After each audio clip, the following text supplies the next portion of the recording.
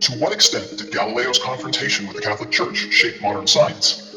And can we view his treatment as a necessary conflict between faith and reason? Spoiler alert, it's a messy affair.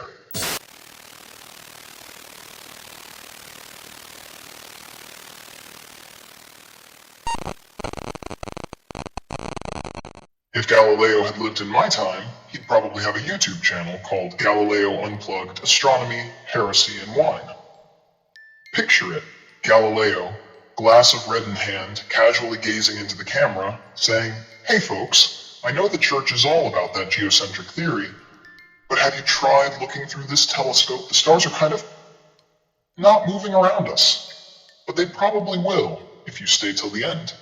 Wink wink." Welcome back, my fellow truth seekers. It's Medusix, your go-to online buddy for all things controversy and drama, seasoned with a generous dash of twisted dark humor. I talk, you listen. Now, I saw someone in the comments say, "Wow, you got a good amount of subscribers in such a short time. Well done." Well, first off, thanks for the compliment, you sweet summer child. And for those still lurking in the shadows, hit that subscribe button ASAP, because you're missing out on this chaotic ride.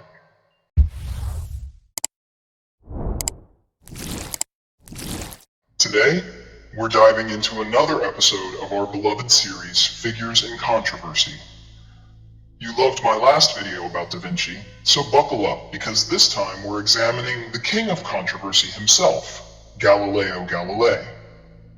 Now let's tackle the million-dollar question. To what extent did Galileo's confrontation with the Catholic Church shape modern science? And can we view his treatment as a necessary conflict between faith and reason? Spoiler alert, it's a messy affair, just like my last breakup with the ghost in my closet. Here's the deal. Galileo's run-in with the church wasn't just a personal spat. It was a full-on cage match between empirical evidence and the dogma of the time.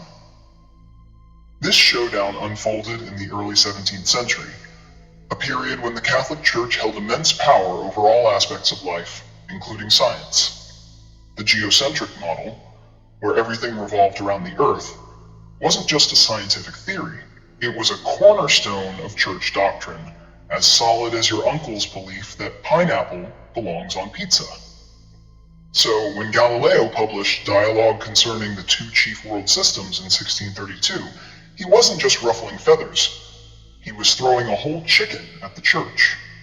The book defended heliocentrism, the idea that the Earth orbits the Sun, contradicting centuries of accepted belief. It showcased not just Galileo's scientific prowess, but also the dangerous potential of questioning authority. In a nutshell, it was like someone bringing a flamethrower to a bonfire. Someone was bound to get burned. And burn he did. In 1633, Galileo was tried by the Roman Catholic Inquisition and found vehemently suspect of heresy. He was forced to recant his views, placed under house arrest, and spent the rest of his life writing in obscurity. His trial wasn't just about him being a rebellious nerd with a telescope. It showcased how institutional power can choke scientific progress like a bad grape in a fine wine. In other words, it was a necessary conflict between faith and reason. But hold on, before you start burning your rosaries in solidarity, let's pump the brakes for a second. Some historians argue this conflict was exaggerated. They claim Galileo was more of a scientific diplomat, juggling his quest for knowledge with the theological realities of his time. Imagine him at a dinner party, trying to convince his religious buddies that no, the Earth isn't the center of the universe, while also passing the bread rolls. Take, for example, the work of historian of science, Peter Deer, who suggests that Galileo navigated the waters of academia and religious life with an awareness of the risks involved. He was well aware of the theological implications of his findings, but pushed forward nonetheless, suggesting that while he was defying the church, he was also trying to find a middle ground. But let's be real, the church was not known for its patience when it came to dissenters, much like your uncle at Thanksgiving when you mention your vegan lifestyle. So, while Galileo's treatment undeniably sped up the divorce between science and religious authority, it also leaves us scratching our heads. Can faith and reason actually coexist, or are they destined to bicker like an old married couple until the end of time? A survey conducted by the Pew Research Center in 2017 found that 51% of Americans believe science and religion often conflict, a sentiment that resonates through the centuries since Galileo's trial. This rift isn't just historical, it's ongoing, and it raises the question, how far have we really come? Now let's expand on that. Take the infamous case of the Scopes monkey trial in 1925, where the teaching of evolution was pitted against biblical creationism in a legal battle that became a media circus. It was a classic showdown, with Clarence Darrow and William Jennings Bryan throwing verbal punches in a courtroom. Fast forward to today, and we're still grappling with climate change deniers who insist the Earth is flat and that their backyard is the center of the universe. The fight between fact and faith is as relevant as ever, and Galileo's story serves as a cautionary tale that resonates even now. However, the influence of Galileo's work cannot be overstated. His method of observation laid the groundwork for the scientific method, emphasizing evidence over dogma. The very essence of modern science stems from his insistence on questioning accepted norms. His findings on motion and celestial bodies are foundational to physics and astronomy today. Think about it. Without him, we might still be stuck in the Dark Ages, believing the sun revolves around us. Spoiler alert, it doesn't, and neither do you.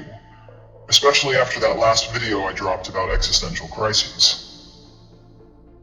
But it's not just about astronomy. Let's connect the dots. Galileo's conflict with the Church reflects a broader historical trend where scientific inquiry clashes with established authority. The Enlightenment era brought about figures like Isaac Newton and René Descartes, who further pushed the boundaries of understanding against a backdrop of religious influence. And guess what? Science continued to thrive, often in direct opposition to religious doctrines. Today, this isn't just a relic of the past. It's an ongoing battle with movements that seek to undermine scientific consensus in favor of alternative facts. In contemporary discussions, this tension is exemplified by the anti-vaccine movement, which pits scientific evidence against personal belief and misinformation. We see the same stubbornness Galileo faced. People will cling to their ideas regardless of the evidence. Meanwhile, real scientists are left grappling with the fallout of these beliefs as they try to navigate the tricky waters of public opinion, much like Galileo did when he stubbornly refused to let go of his telescope.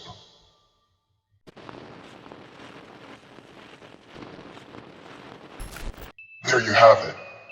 I always knew Galileo was an interesting character, but diving into his life made me realize just how much of a trailblazer he truly was. As a proud non-believer myself, I can definitely resonate with his ideals, mostly because it's hard to deny the beauty of the universe when you're not looking at it through a tinted lens of dogma.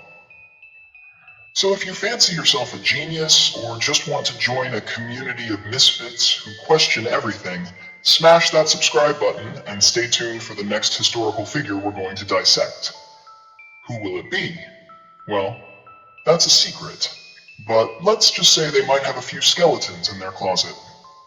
Until then, keep questioning, keep thinking, and stay a genius. See ya.